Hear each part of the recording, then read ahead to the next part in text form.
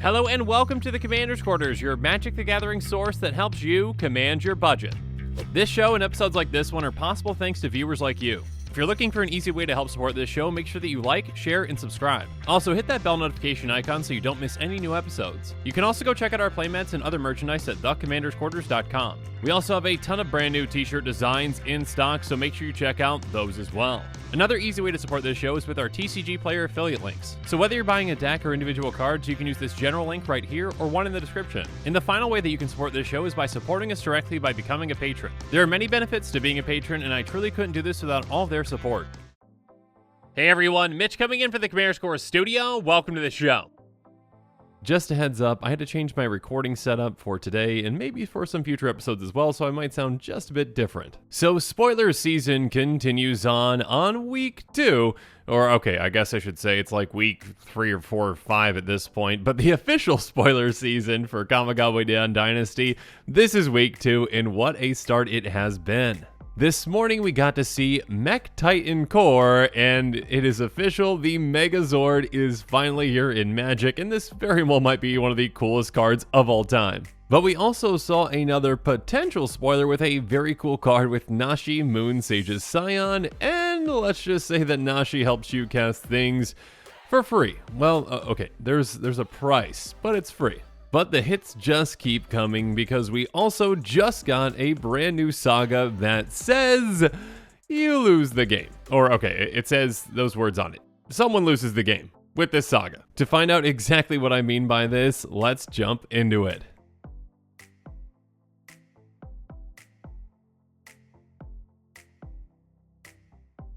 So, Hidetsugu Consumes All is an enchantment saga that costs 1 black and a red, and like all sagas, it's going to enter the battlefield with a lore counter on it, and after your draw step, you add a lore counter to it as well. Its first lore counter is destroy each non-land permanent with mana value 1 or less. And actually, let's just read through all the lore counters first and then we'll break them down. The second one is exile all graveyards, and the third one is exile this saga, then return to the battlefield, transform under your control. It's going to turn into Vessel of the All-Consuming, a 3/3 Ogre Shaman with Trample that has, when it deals damage, put a +1 counter on it. On top of that, whenever it deals damage to a player, if it has dealt 10 or more damage to that player this turn, they lose the game. Okay, so there's a lot to take in here, and yeah, let's break this down one step at a time. That first lore counter is pretty fantastic for a 3 mana enchantment that sticks around. Again, destroy each non-land permanent with mana value 1 or less.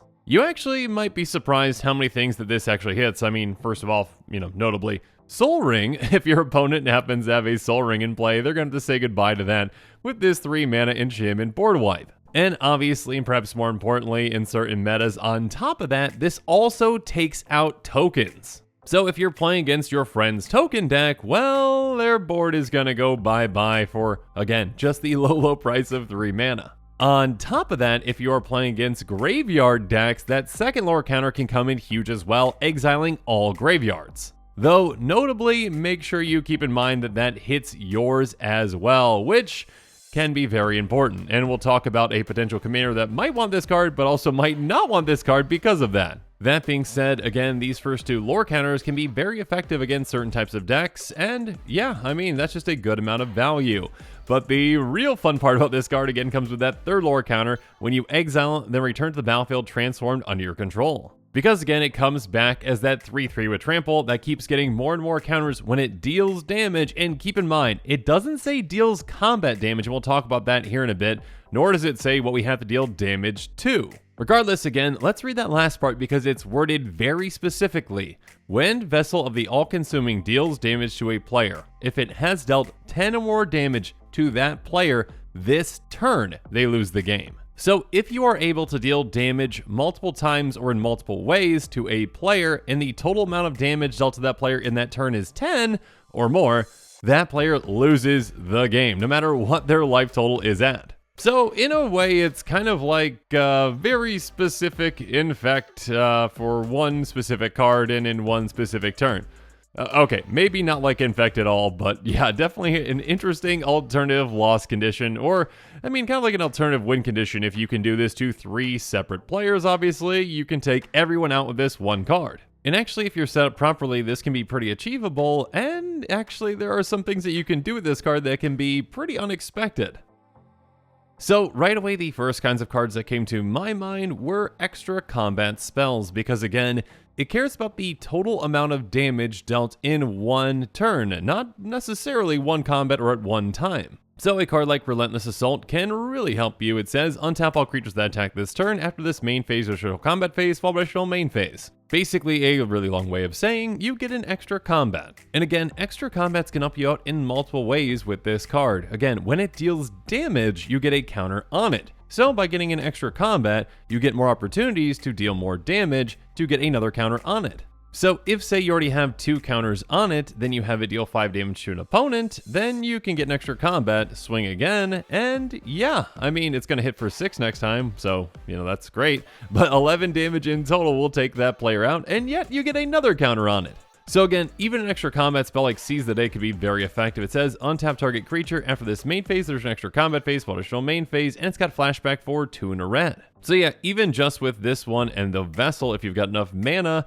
even just starting off, you're able to actually take out one player by swinging, hitting for 3, getting a counter on it, swing again, hitting for 4, getting a counter on it, swinging again for 5, and that's going to be a total of what, math, 3 plus 4 plus 5, that's what, 12? 12 damage, that is more than 10, so that player is out of there. And of course, a fantastic card with Vessel the All-Consuming is an extra combat spell, which also doubles as a way to double it up with Savage Beating. It has choose 1 creatures you control, gain double strike until end of turn, or untap all creatures you control, and after this main phase, there's an initial combat phase, entwine for 1 in a red. So if you entwine this, you can get an extra combat as well as double strike, and that can be a fantastic way to take out a player. Or actually, maybe I should say it can be a fantastic way to take out 2 players. If your Vessel, say, has 2 counters on it to start, you're going to be hitting 1 player for 10 because of that double strike, and then you're going to get, what, 2 more counters on it anyways, which really don't matter all that much, so it's going to have 7 power, you swing at another player in your extra combat, and then that player is gone too. Now, obviously, this is all assuming that you can get actually through on a player, and there are plenty of ways to grant evasion. Regardless, there are also ways to just pump this to the point where it doesn't matter, because again, it has trample, so you've got quite a few options. And speaking of options, of course, outside of Savage Beating, we've got plenty of other fantastic ways to give double strike, like Fire Shrieker, Lizard Blades, and Berserker's Onslaught. Fire Shrieker is a simple yet very effective equipment that says equipped creature has double strike, so essentially you're hitting twice as hard. And then Lizard Blades is a new and very interesting card from this set. It's a 1/1 equipment lizard with double strike, and you can reconfigure it onto a creature, and then equipped creature has double strike. But of course, again, you've got a lot of great options since, you know, you're in red, so Berserker's Onslaught's another one that I want to highlight, an enchantment that says attacking creatures you control have double strike. So obviously this can help impact your entire team, but yeah, most importantly with that Vessel, if you hit someone for, 5 then 5 again, or 5 then 6 again, I guess it's going to get a counter, that player is gone. But when it comes to taking out players with Vessel, we've got, let's just say, some more unique ways to do so. For example, a favorite of mine has got to be Chandra's Ignition, a sorcery for 3 red that says target creature you control deals damage equal to its power to each other creature and each opponent. So first of all, let's just say that Vessel doesn't have any counters on it. You cast this and you target it, and all of a sudden it's dealing 3 damage to every single creature and every single other player. So essentially, for every single thing that it hits, it is getting a counter on it to grow even larger. So chances are pretty high that it's going to get at least 7 counters on it. And yeah, then it can be incredibly deadly. Or let's just say that it already has those 7 counters on it, or, another way to get it to 10 power, and you cast this targeting it. Well, it's going to deal 10 damage to each opponent, and all of your opponents then lose. In a somewhat similar way, in a very funny play, there is Arc Bond, an instant for 2 in a red. It says, choose target creature. Whenever that creature is dealt damage this turn, it deals that much damage to each other creature and each player. So just think about this pretty funny play that can happen with this. A player casts Blasphemous Act. It doesn't matter if it's you or someone else, it doesn't matter. Someone casts Blasphemous Act to deal 13 damage to every single creature. You cast this targeting Vessel, and then once it's dealt that 13 damage, it's going to deal that much damage to each other creature and each player. So your Vessel has done 13 damage to all of your opponents, and all of your opponents lose. Which again, yes, you can set this up yourself with a Blasphemous Act, but it's even funnier if an opponent thinks that they're doing the right thing by, clearing the board and casting Blasphemous Act, but then you cast this to win the game. And of course, even a simpler card like Soul's Fire can work very well with this. It says target creature you control deals damage equal to its power to any target. So again, if you can get Vessel up to 10 power, this is just, hey, target player loses the game. So yeah, there are a lot of interesting possibilities with this card because of the way that it's worded.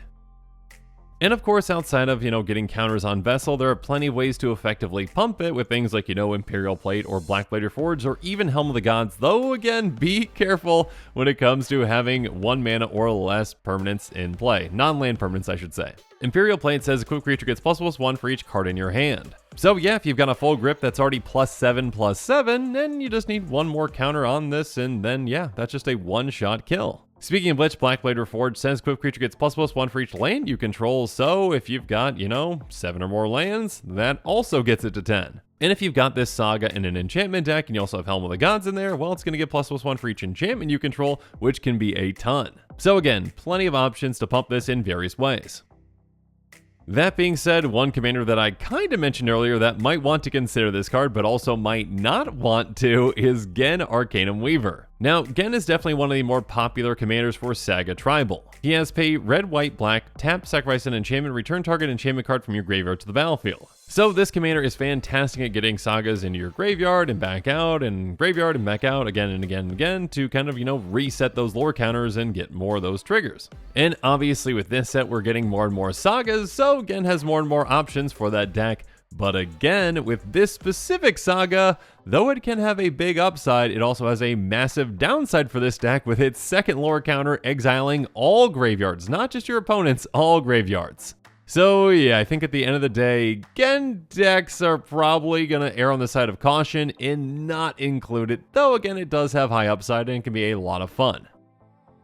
That being said, of course, there are still a lot of great options out there, and kind of one of the default options out there for Saga Tribal right now at this point, is just, hey, a good 5-color commander out there like Kenrith the Return King. Kenrith does a lot of things. It can be built in a lot of different ways, but yeah, obviously it could just be built in Saga Tribal as well, and gives you access to every single saga that you might want.